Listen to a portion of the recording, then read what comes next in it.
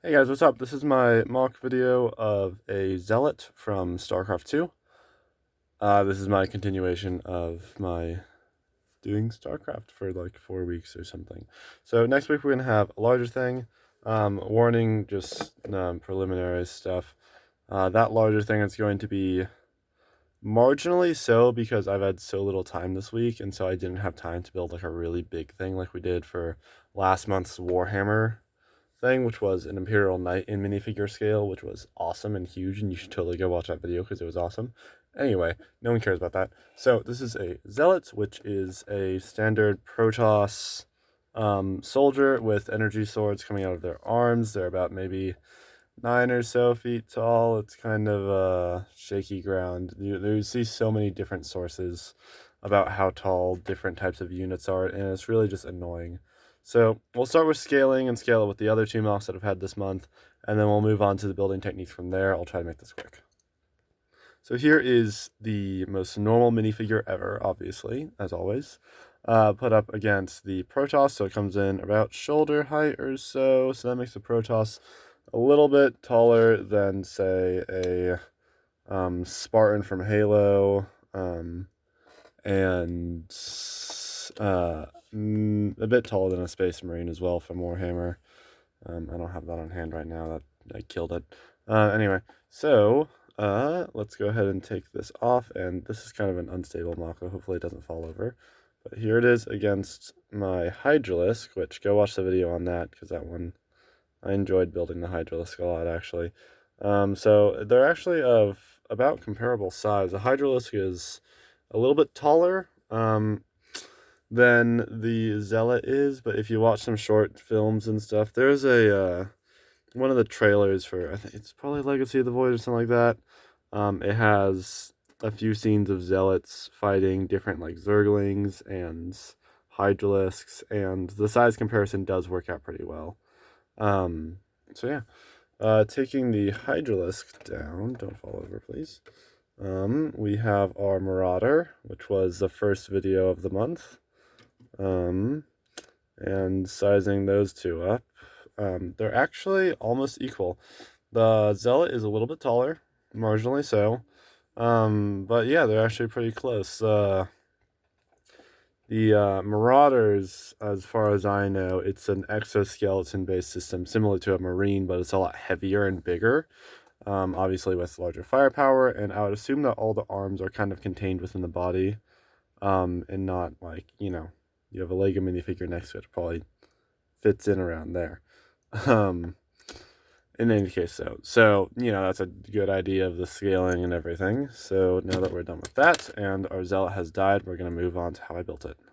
So we'll just start with the bottom because that's usually the easiest and most basic. So the feet are basically just these hinges, obvious basic hinges, and then just different studs and detailing, which you can modify a lot. One of the things that I love about this platform is that it's extremely modular, and so you can build almost any Protoss character off of this kind of platform just by changing some of the outer pieces that you use to create the different dimensions and stuff. So going up from there, it kind of has a similar thing that I use for my Lost in Space alien robot, which is, I really like that build. It's actually about the same size. So basically using different clips and things to form joints. So this is one of those, flat 1x1 clips, and then one of these, which goes into that exact same piece again, which goes into a whatchamacallits. I mean, like, half Lego pieces have descriptions, half of them are just whatchamacallits. So that's that one. And then this just clicks in here. And the nice thing about this is it's not an actual hinge piece, but it has a decent degree of turning anyway. And so as far as like running poses and stuff, it's very modular. So that just goes into this piece for the midsection of the waist at the bottom there. And let's remove some stuff to get into that. So this is basically just, I just have a stud on top of that. And this is connected to the main body by another one of those hinges that I use for the feet. So that also connects to the hinge and connects to the back of the body there. So this is kind of the spinal structure, I guess you could call it.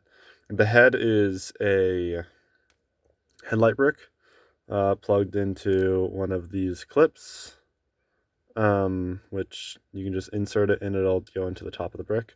And then one of these kind of talony spike pieces in the back that kind of forms the back of their helmet / crest thing. Blue piece here, which forms a really nice face. The proportions and everything work out pretty well.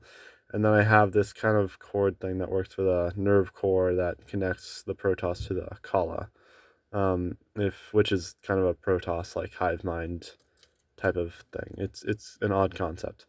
In any case, if you know stuff about StarCraft, Zeratul and the Dark Templar don't actually have those because they cut them off, separating themselves from the Kala in a rebellion against the rest of their race. So we have one of these is just a 1x1 with 2 studs on the side, one on that side, one on that side, and that connects to these dishes that have that stud in the middle.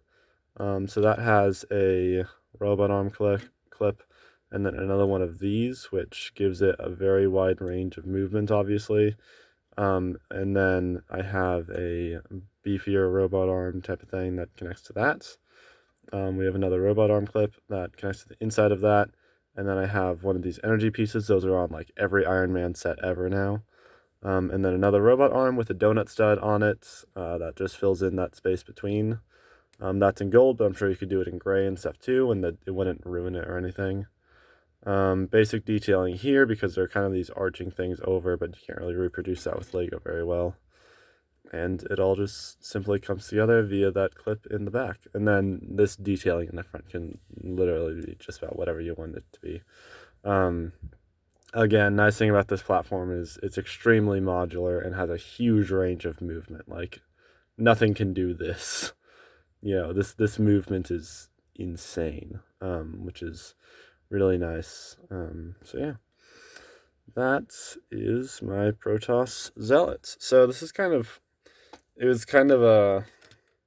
took me a while to finally decide to build this because the Protoss stuff is generally much bigger than everything else.